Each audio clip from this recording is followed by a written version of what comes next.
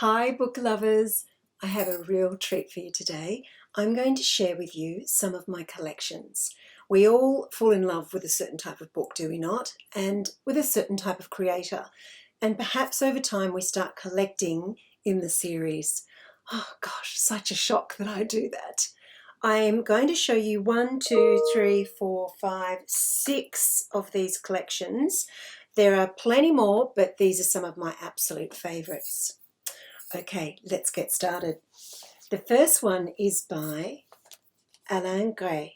He is a retro French creator of beautiful illustrations. You will remember him from the Golden Books, of course. And this, who is it? This is Button Books have put out a series of books celebrating his works. This one is called Exploring. We've also got Colours, Transport, Alphabet, Nature. I might have one or two more, but I couldn't find them. You can see here that some of them I've covered with plastic, and that is my goal, is to cover all my treasured picture books in plastic. It's going to take 10 years. Let's have a little peek inside. So each of the books features his superb artwork. Look how glorious. Isn't this superb? Honestly, why don't people illustrate like this anymore? Some do, occasionally. On the farm. Can you find these animals on the farm? Lovely book for little ones to seek and find. Beautiful little vignettes here with text. Look how superb. Just beautifully crafted, gorgeous muted colours. Another one, Alphabet. Let's have a little look at that. Oh, and it says use the reverse side of this cover as a wall poster. So you can actually undo the dust jacket and it's got images inside. I'm just going to move that, it's shining. Oh, look how beautiful. Alain Grée, L'Alphabet, and we have A, alligator, ambulance, apple. Andy and Annie are picking apples from the apple tree. We have B, C, all the way through the alphabet with these lovely vignettes and gorgeous engaging illustrations. He has a real knack for creating illustrations that are halfway between static and movement. You know what I mean? So there's this lovely fixed pose, but this movement in the arm. Really, really clever man. Love his work, and you can still find these books everywhere. Right, the next ones are by one of my favourite illustrators, James Gulliver Hancock. And he's actually done a series of books. This, several types of books, but this series I particularly love. It's All the Buildings In. I believe it started with New York from memory because he was living there and I believe is still living there. So All the Buildings in New York. Love this subtitle that I've drawn so far. I'm sure he's still going. And this is published by Universe, but just check out inside. If you're an architect lover like me, you're going to go bananas over these books. I'm sure you've seen them, but if you haven't, you simply must look them up. So you see here he does this introduction, and then he goes on to cover a variety of fascinating buildings all over New York. My email, I thought I had shut that down. Apologies. Look at these. I'll just zoom in a little so you can take a look at how gorgeous they are and the beautiful detail in them. Wonderful colourways. Love how he does this sort of, monochrome sort of palette. And there's an up close of some streets, so he covers streets as well. Gorgeous, gorgeous. Let's have a look at Melbourne. Look at the cover. Really beautifully crafted cover. And inside, some of the beautiful buildings that we can enjoy in this illustrious city. And I love that he covers from old to new as well. really special. Large and small. Sometimes you might find Flinders Street Station, and then you might find a tiny little alleyway with an itty bitty house in it. There's also Paris, London, Sydney, and I haven't looked up if he's done any new for a while. I must check it out because I have to own them all. Right, next series is a little bit more obscure. It's not technically a series, but they're very similar style books, and I think everyone should know about these because I really admire Suzy's work. This is Suzy Lee, and her books are wordless, but they're just beautifully crafted. So this one is called Mirror, lovely long format book. And we see here, let me stand up so you can see, we see here we open with a little girl, very simple layout and design. And here she is mirrored. She's still upset. She's starting to check herself out. I love this. This lovely interaction and realization. Isn't it superb? Beautifully subtle. Gorgeously illustrated. I just love it. Has this delightful narrative that can be interpreted any way you like. And I'm not going to reveal too much more because it's just exquisitely thought out, so unique and different. She's also done Shadow, which has a similar play on the Mirror book. And this one is landscape and design. Let's see here. And again, a beautiful, subtle narrative that shifts and grows as the story unfolds in the cleverest of ways.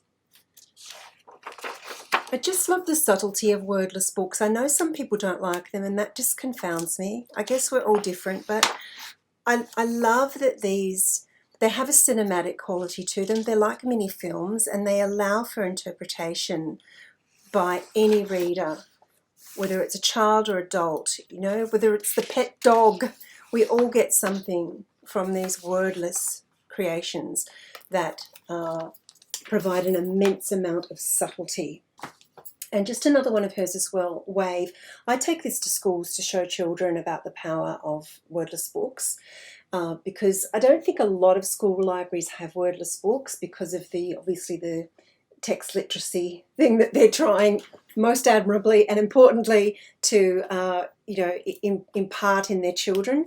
But wordless books do have a really delicious visual narrative that's just as important in many ways as text narrative, because of course text is image, isn't it? And we decode that image, and learning the subtlety and the underlying meaning of image is really, really important. I'm just going to turn off my email. My sincere apologies. I did shut it down, but it's popped back up.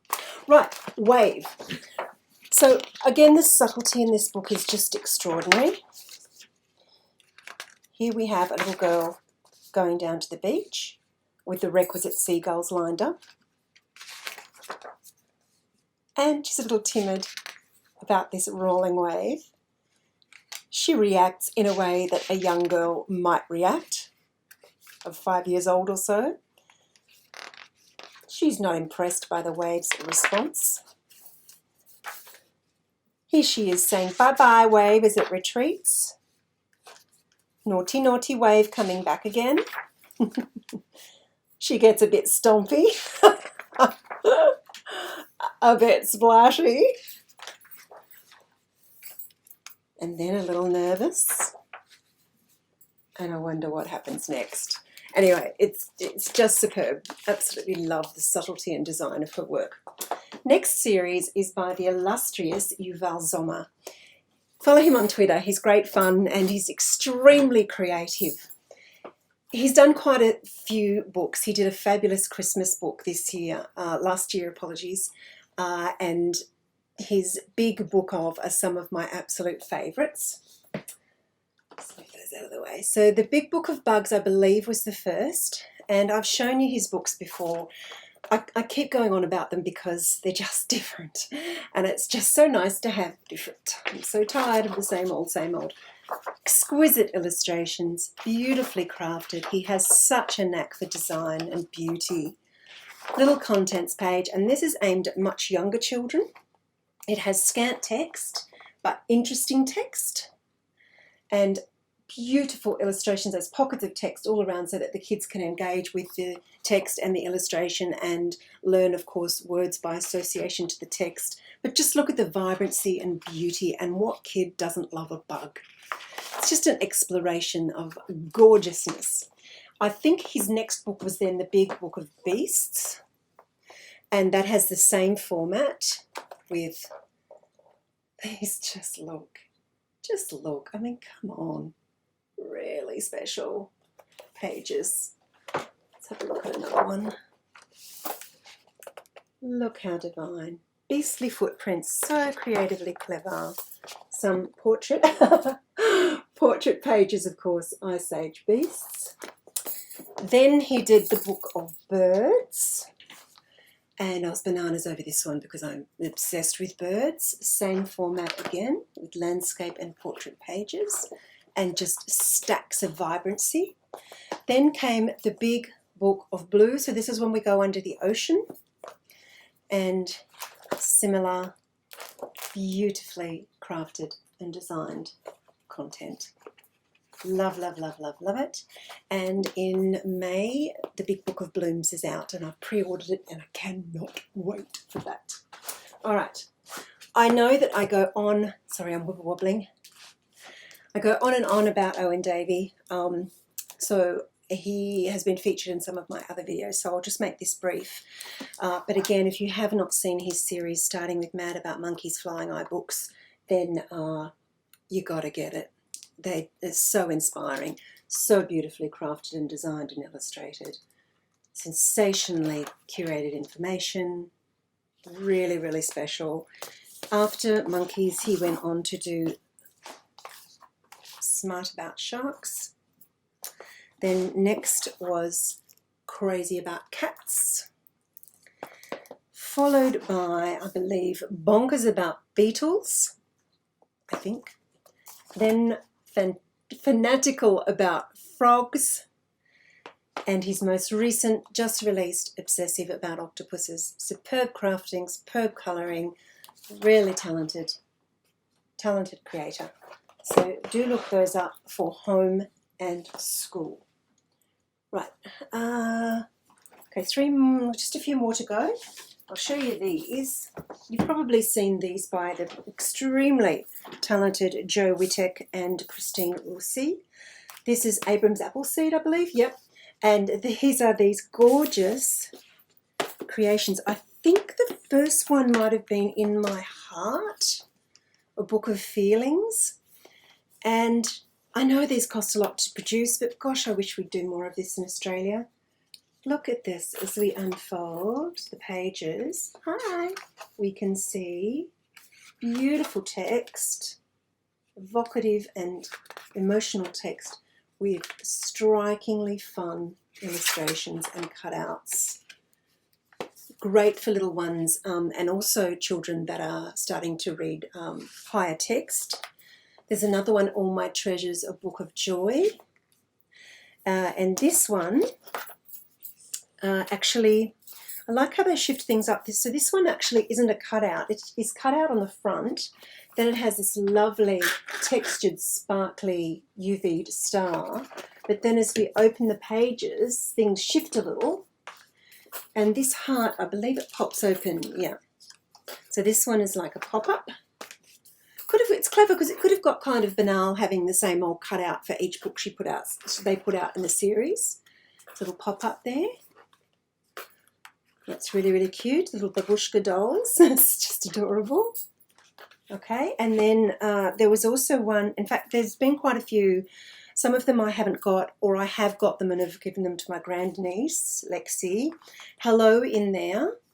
A Big Sister's Book of Waiting. Fabulous for little ones who have a baby brother or sister on the way. You're in there and I'm out here outside Mama's belly. I'm waiting for you. It's just the loveliest, sweetest stories, beautiful illustrations. Love the line work. Divine love. And then just one more to show you, Brave as Can Be, a book of courage. And books like this can be sometimes a bit twee or a bit in your face or a bit sort of didactic. But Joe and Christine have just done a lovely job of making sure that doesn't happen. Gorgeously crafted, and yeah, a few cutouts along the way in this one. Just love the striking naivety of the illustrations. Beautifully, beautifully crafted books. All right, and then this one you've probably seen and heard of. This is Little People, Big Dreams. I think I have a few more somewhere else in the house, but I can't find them. And I do want to get more, but I'm trying to pace myself because it's just been going a bit crazy in lockdown with buying books, so I'm trying to be careful. This series is written by Isabel Sánchez Vegara, and the illustrators are a variety of creators. The publisher is Lincoln Children's Books. And I really love that they do mix up the illustrators, because it just brings a freshness and, you know, mixes up the look of the books a little, but so beautifully crafted with this cloth-bound spine. All of the books are identical in the way they are crafted, and also the choice of people featured from all over the world make it a really global series. This is why the series has done so well. Lovely end papers and a very simple contracted story of each featured person's life. The series began with, this is illustrated by Erica Salcido, by the way. It started out with women mainly, and has now branched into featuring men. I have Ellen Montgomery, of course, who doesn't? We have to have her in our life. Marie Curie, this is one of the first books, Marie, the first 10 books. Ada Lovelace, Ella Fitzgerald, one of my great loves and who my daughter is named after. Amelia Earhart was one of the first books in the series. So was Frida Kahlo. Love this one. In particular, the illustrations are super quirky. Illustrated by Guy van Ung. Just show you some of them inside. Aren't they just adorable? Really unusual, really quirky. Yeah, really, really cute. That's my stomach growling. Love, love. And I also have Maya Angelou, of course, Coco Chanel, of course, and of course Agatha Christie. But I need to get more. All right, and the last series, my favourite series of all time. I wonder if you can guess what it is. Da, da, da, da, da, da. And Sazek. I'm completely obsessed. Completely. This is the first book I got. This is Paris. And I have them all, every single one of them. Even the compilation ones with these inside them. Like the one on America has got all of the America books in it. I'm just obsessed. Nothing like them. Nothing since. Just beautifully crafted. Most of them were published in the 60s. Actually started in the 50s, I think, through the 60s and into the 70s. Oh, I mean, I don't know what to say. I'm sure you've seen them. Such a talented creator. Earthy, from the heart, beautifully crafted. Fabulous text that will suit a range of children. This is one of my favourite pictures here. And my favourite picture of all of his is in here. I'm going to find it for you now.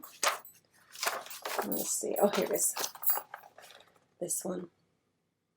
Just love that.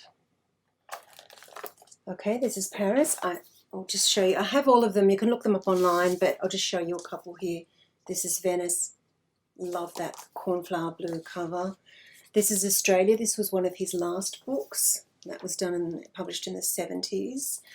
And, yeah, I mean, look. Just how special these illustrations are. Beautifully crafted and observed. And I'm a Tassie girl. I was born in Hobart. And he even includes, much to my shock and delight, Oh, there's Canberra. That's where I'm living now. He included the Cat and Fiddle arcade that my mum used to take us kids to in like the late 60s, early 70s, and I would watch the cow jump over the moon. Here. We would stand down the bottom here and we would watch the cow jump over the moon every hour or half hour. Sadly, when I visited this recently, it now has like a Wendy's or whatever you call it, a Donut King, and it's all enclosed and it's just horrid. But anyway, stunning, stunning peek at Australia. New York is also one of my other favourites. Adore this. This is a perfect cover. Absolute perfection. This is London. I actually bought vintage. I found this on eBay. You can see the cover's slightly different. It has a sheen to it. The internal pages are identical though. Oh, these are by Universe, by the way, published by Universe. And I've also got here San Fran, Greece. Look at that colour. Oh, Ireland,